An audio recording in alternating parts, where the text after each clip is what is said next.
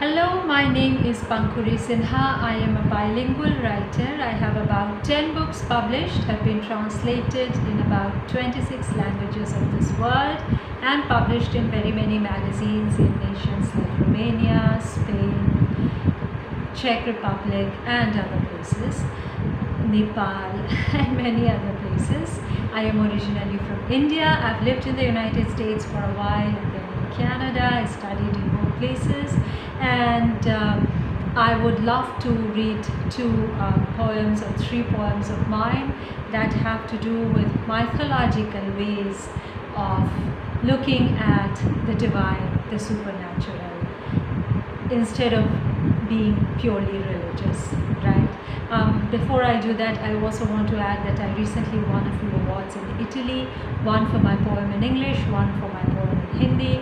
I have been awarded in Bangladesh the Sahito Award by Tariq Samin, and there are a few other awards I've won in India. So having said that about myself, I want to read a poem on Krishna, the legend. The Krishna legend. Born in the prison, killed by the hunter's arrow, Krishna, the Lord, they say, symbolizes destiny. Manifests the myriad twists and turns of fate. You might not be a fatalist, nor a believer. Krishna has a history of smiling on atheists and all who question his powers, of healing and miracle. Indeed, debatable the idea of God, scriptures open for conferences, beautiful texts singing paeans to God, inspiring poets, scribbling, eulogizing the lordly forces, lyrics, till modernity came and stood with a question in front.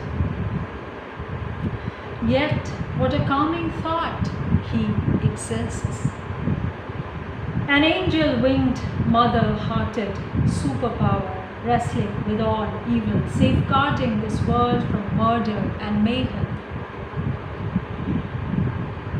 Maddening killing and maiming of innocent souls, to prevent which dear Lord Krishna was born. The prison doors opened, they say, and the holy snake Kalya Nag covered the baby from the roaring thunder, in which the exiled father walked through the raging river to get to well-wishers and hand the baby over. Grew up with the nickname of the butter-loving baby and soon made an army of girlfriends, gopis whose love songs fill up our imagination till today. The chief of them, Radha, married to another, was his lifelong beloved, and with whom he is worshipped till today, though his wedded wife was Rukmini. A deity close to people's heart, one of them, till one day he lifted a mountain on a fingertip to protect a village from drowning. A master, statesman, diplomat, strategist, the driver of Arjun's chariot, the key warrior of the epic battle Mahabharata, the preacher, philosopher of Gita, the timeless word on righteous acts, souls, eternity, and existence. Another epic can be written, dissecting the ungodly act of killing Karn, the brave warrior supporting the wrongdoers. And yet the war for people's rights had to triumph, and hence Krishna remains a legend, alive in people's hearts, beliefs, beyond cultures. My next poem is called Durga. Durga, the people protecting goddess. Riding a roaring tiger, she commands the enemy army, prevails over the unholy war and captures Mahisasura. The leader of the demons lies at her feet beside the tiger. Injured, defeated, bleeding, her Trishul, the triple-faced weapon, piercing through the demon's chest, redness of blood, warm and gushing, stopped in its flow, captured in the statue maker's art, the moment of victory. Frozen in a mud fresco being worshipped for 10 days in the festival of Durga Puja or Navratra. A colorful, musical, auspicious time to visit India. The western state of Gujarat dances to the tune of Garba, clicking dandiya sticks in rhythmical steps, and though celebrated nationwide, the decor of the Bengali pandas. Cloth tents decorated with flowers, seashells, vendors, musicians, has earned fame far and wide. Worshippers, devotees, visitors, all stand in front of the deity, hands folded. Faith or imitation, all human emotions, acknowledged by the goddess, say the believers. Her idol and that of the demon, the tiger and the weapons, the cousin gods and sisters, children gods and their consorts, each endowed with miraculous power to bless and curse. Kind though the sages say, all made up of mud and clay, exhibiting the Hindu philosophy of life, at once fragile and eternal. The earthen gods all brought to the altar on the first auspicious day, special prayers chanted to make them come alive. Goddess Durga descends from the heavens above during these days each year on a different vehicle. An elephant, a horse, or a palanquin carried by heavenly creatures. The goddess descends to meet and be greeted not in pomp and show, but by honest, simple hearts. She comes to see about the welfare of all children of gods and talk to Mother Nature herself. Let us hope this year the dialogue will be calming for the humans dealing with an epidemic they have simply failed to control. The next poem is called The Festival of Spring. Vasant Panchami, translating quite literally into the Festival of Spring, is today, 2 days further from Valentine's this year, and for the first time has struck me, like lightning, like thunder. There is no goddess or god of spring in Indian mythology like Bridget, the presiding deity of spring in Irish folklores, or Persephone, the Greek mythical figure overseeing the arrival of spring, queen of the underworld.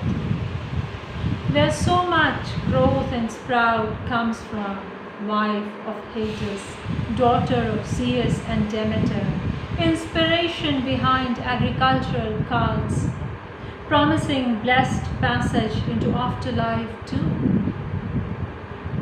She certainly makes the present powerful, youthful, fanciful, fragrant like Bridget and other gods. Here on the banks of the Indus, ages ago, when they wrote the Vedas, they personified nature and worshipped it directly. Thus, Dawn, Usha, was that lovely, magical lady who never repeated the beauty of daybreak. Each was different, new, better than the other. Poets still write poems to her. She brings the eternal, immortal gift of another day, and only then comes the sun, as they told us, most powerful, all-curing. As painters had been painting sunrises, ushering in new eras, marking time, the sages told us to worship the sun first and foremost, before winters, fasting for 4 days, standing in water flowing. Of the river to the ocean, the sun had to be pleased, for it could kill if angry with its absence and presence. They also said there was a god for the rains. 2 actually. For it was monsoon country, and before it began to alternate between season of flood and drought, there was a rainy season most picturesque. It was called the Queen of Seasons and romanced with spring, the king. But the festival of spring, greeting its footsteps as it begins to dance on treetops first in fleshy buds of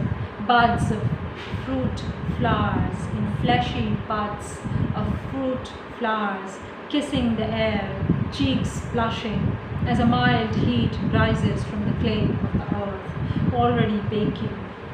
Grassless, leafless in winter chill, set foot, oh blessings of the spring. Set foot, oh blessings of the spring, your festival is not godless. Saraswati, the goddess of learning, is worshipped on this day. In pomp and show, vigor and strength, celebration in awe of discipline and wisdom, so the spring doesn't get rowdy. Air doesn't intoxicate, petal-scented, pollen-laden. They, the ancient writers, also allotted a god to monitor the powers of the wind. For ours was storm country, romantically described by Kipling's pen. The storm could rage in tempers fierce. Saraswati urged calmness, assured shelter, and a book, music too, for she played the sitar. All gods were artists, taught to practice, each had an instrument, perfection in temperament, rode an animal vehicle. Saraswati flew on white swan. Her own love story, though, marred slightly by father's dark affections. She preaches restraint, teaches calmness, controlling the creator. Taming the elements, the goddess talks to nature and all of its seducing powers. The kings, when they were writing love poems in stone, etching million poses in the temples and caves of this primeval land, were captivated, perhaps, by the seducing aroma of spring. The Kama Sutra, too, was written here, yet neither the words nor the images capture the eluding, the mesmerizing smile of spring. It's around and so often nowhere to be found. Thank you so very much.